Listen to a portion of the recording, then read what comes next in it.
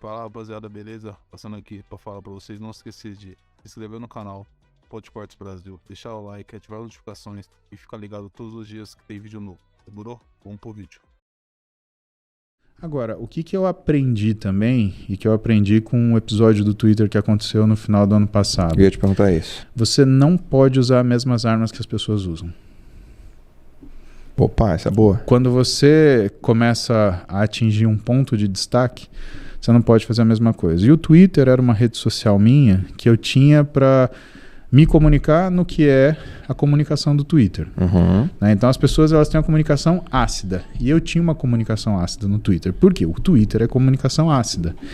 Cara, isso foi uma grande lição porque não pode se fazer isso. E não foi uma grande lição porque me xingaram, porque falaram bobagem. Né?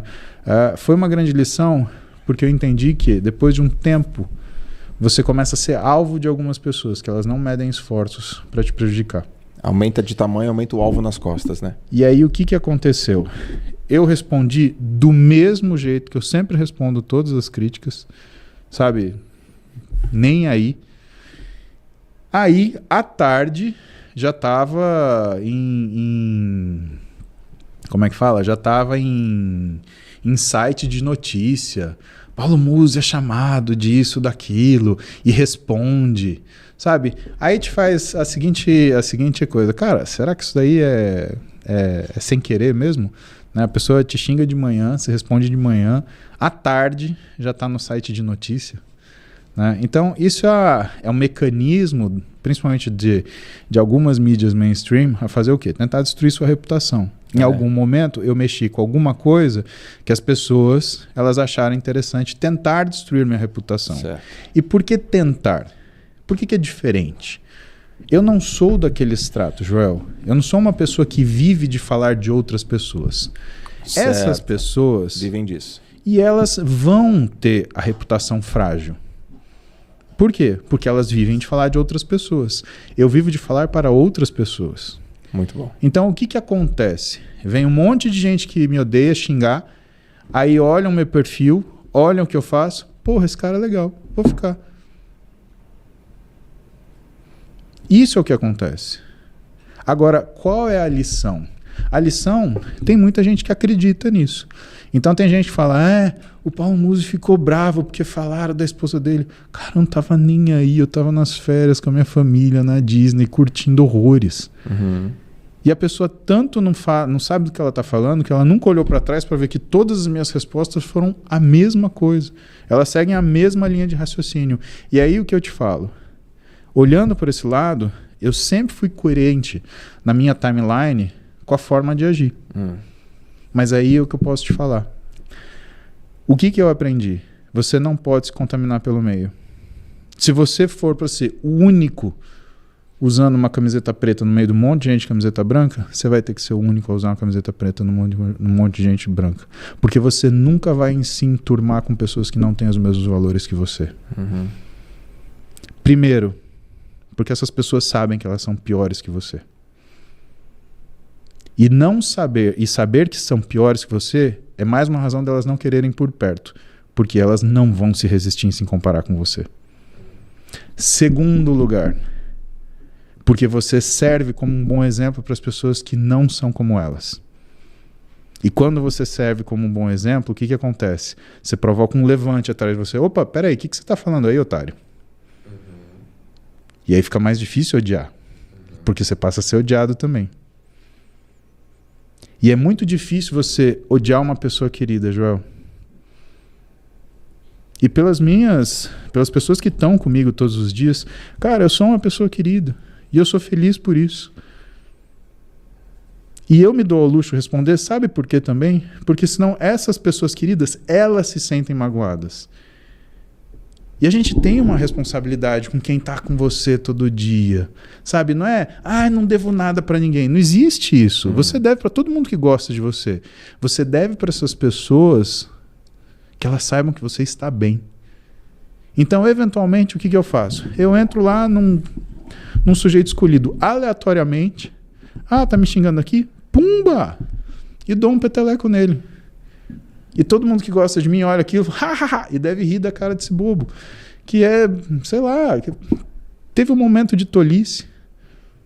Agora, eu não faço isso, eu não tento destruir ninguém. Eu dou um peteleco, né? Falo, passa, moleque, se enxerga, né? Acorda pra vida, né? E por que isso? Porque senão eu tô sendo um tirano na minha rede social. Esse não é o meu objetivo. Eu falo com quem quer falar comigo. Quer me ofender? Cara, eu não ligo. Se eu vir, o máximo que pode acontecer é eu pegar e tirar a pessoa, né? Bloquear ela, até ela aprender a ter juízo.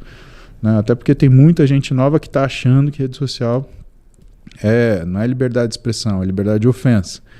E não é isso. Né? Mas em suma, né, até para falar desse capítulo, é isso que acontece. Né? E você percebe quantas pessoas elas estão despreparadas para olhar a rede social porque elas não olham o que aconteceu antes.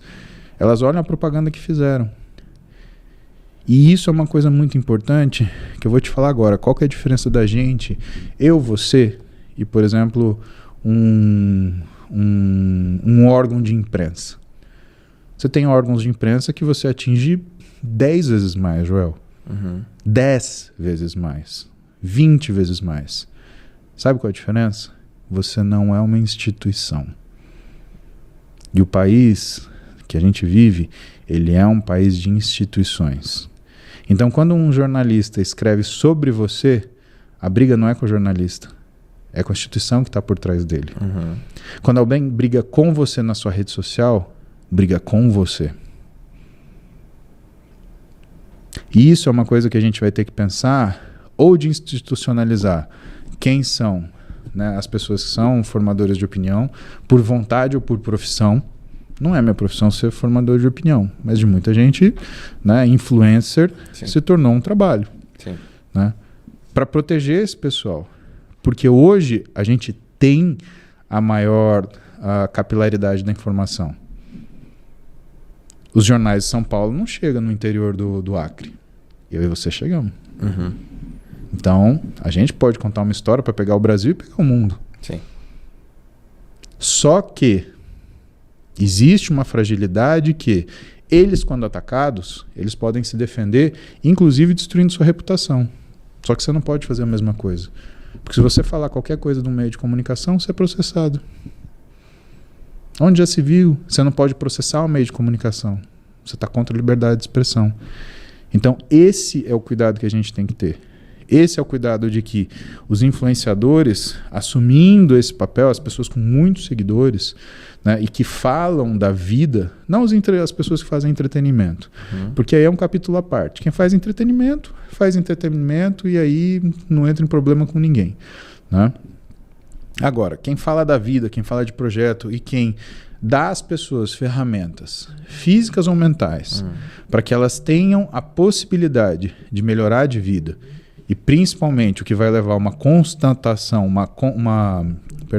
vai levar uma contestação do status quo, essas pessoas são perigosas.